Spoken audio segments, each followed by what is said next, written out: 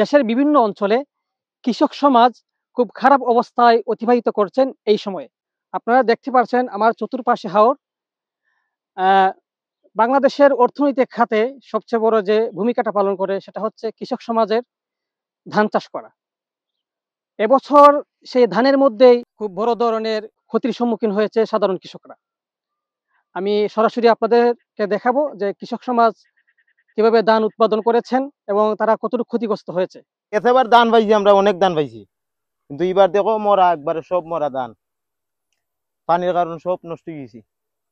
গেছেবার ধান ইটুমাত পাইছি 40 মন, এবার পাইতাম না আমরা 20 মনও। জায়গা দুই খানি জায়গা, 2 একর জায়গা, 2 একর জায়গা, 2 একর জায়গার মতে 40 মন পাইছিলাম। 40 মন পাইছিলাম। এবছর কয় মন হবে? এবছর 40 মন হয়তো না, 20 মন হইব। 20 মন হবে। 20 মন অর্ডার দিল। এই বছর আমরা খরচই পাইতো না, খরচই বের হবে না, খরচ বের হবে না। না, আল্লাহ তাআলা বৃষ্টি না দেওয়ার কারণে এই ধানটা নষ্ট হয়েছে।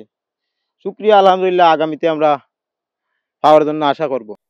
দীর্ঘদিন যাবৎ অনাবৃষ্টির কারণে মূলত কৃষকের এই জমিতে ধান উৎপাদন কম হয়েছে।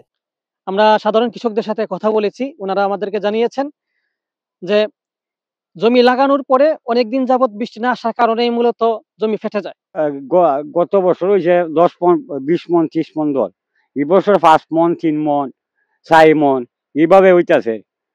ফসলগুলা সব মরা।